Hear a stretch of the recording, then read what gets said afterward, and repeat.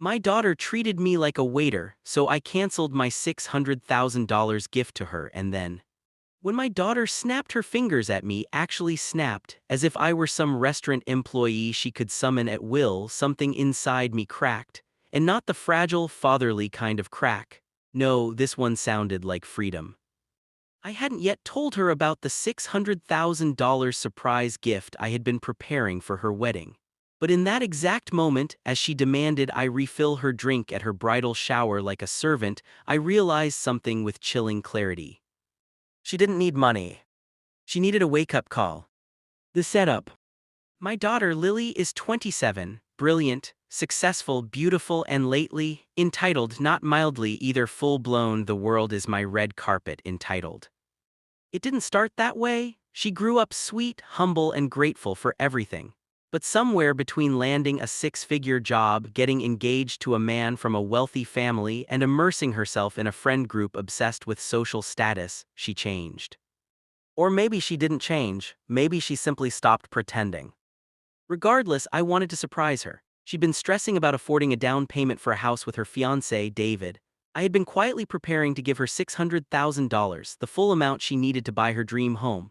I'd saved for decades, worked double shifts when she was young, sacrificed vacations, hobbies, and even a few friendships, and I was proud of it. But the bridal shower changed everything. The snap.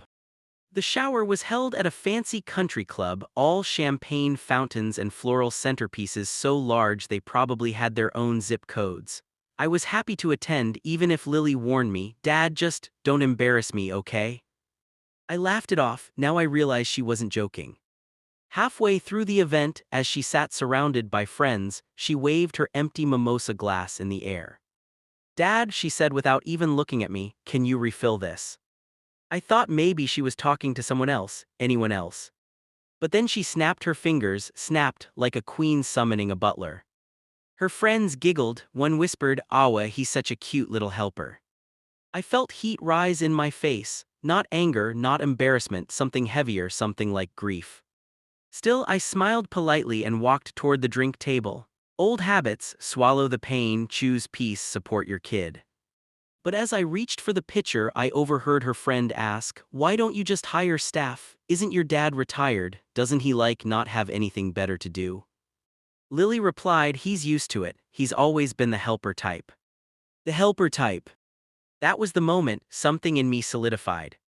I wasn't offended, I was enlightened. The gift that never was. A week before the shower, I'd already signed the documents to liquidate some long-term investments to make the $600,000 gift possible.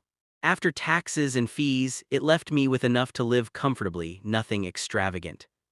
But after that day, I scheduled a meeting with my financial advisor the following morning. He asked politely, "Are you sure you want to cancel the disbursement? Everything was already processed."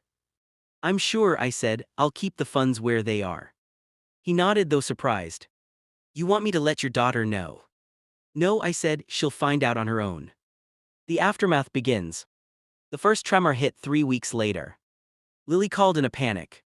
"Dad, the sellers accepted our offer, but the lender says we need the full down payment within 5 days. Can you transfer the $600,000 today?" Her voice wasn't worried, she was irritated, as if I were late delivering her coffee. I took a breath. "Lily, I never promised you I would give you that money." There was silence, a dangerous, simmering silence. "What are you talking about?" she demanded. "You knew we were counting on it." "I knew you were hopping for it," I corrected, "but I never said I'd finance your life." Her tone sharpened. "You're being ridiculous, you have the money, this is what parents do." "No," I said softly, "parents raise their children, and children hopefully grow up to treat people with respect." "What does that mean?" she snapped. "It means," I said, "I'm not funding a lifestyle built on entitlement."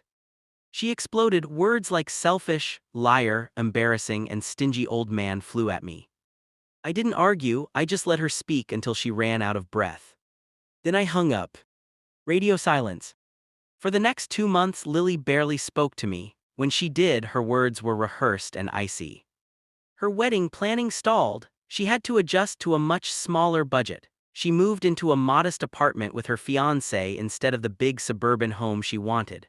Her Instagram posts went from champagne brunches to just appreciating the small things, though you could feel the resentment bleeding through the captions. Part of me wondered if I'd been too harsh. Maybe I should have sat her down, explained my feelings, given her a pathway to earn back the gift. But then again, why should I bribe my own child to treat me with dignity? No, this was right. And as the weeks passed, something unexpected happened.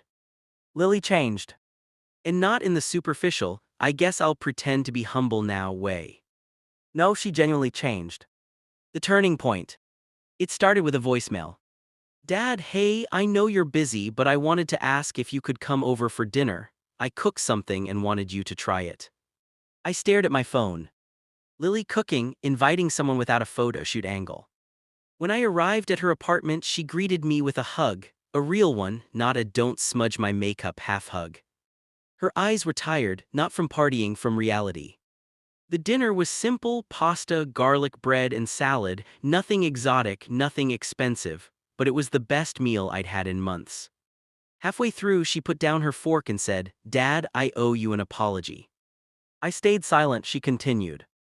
I was horrible to you. I treated you like you existed to make my life easier. When you didn't give me the money, I was furious, but honestly, I needed that slap in the face. Her eyes watered. I don't know when I became that person, the kind who snaps at her dad in front of her friends. I'm ashamed, Dad. I reached across the table and squeezed her hand. Lily, I love you, but love doesn't mean shielding you from consequences. She nodded. I know, and I'm glad you didn't. The real gift. 3 weeks before her wedding, Lily invited me for coffee. She looked brighter, grounded, and finally humble. She took a deep breath. Dad, I don't want money from you. I don't expect anything, but I do want you to walk me down the aisle if you still want to. My heart stuttered. I'd be honored, I said. Then I slid an envelope across the table. She froze. What is this? It's not the $600,000, I said with a small smile, but it's something to support your new start and something to show I believe in you now more than ever. Inside the envelope was a check for $50,000. Not a house, not a luxury lifestyle, not a bailout, but a beginning. Her eyes filled with tears. Dad, this means more than the house ever would have. And I knew she meant it. The ending and the beginning. The wedding was modest but beautiful, intimate, genuine. People laughed, danced, cried, real tears, not performative ones. And Lily, walking down the aisle with her hand in mine, looked like the girl I used to know, the daughter I'd raised. And when she whispered, "Thank you for not giving up on me," I realized something. Canceling that $600,000 gift didn't break her. It rebuilt her. Sometimes the best gifts aren't the ones we give. They're the ones we withhold until the right moment. And sometimes withholding love would be cruel. But withholding money, that might just save a person. It saved my daughter. And in a way it saved me too.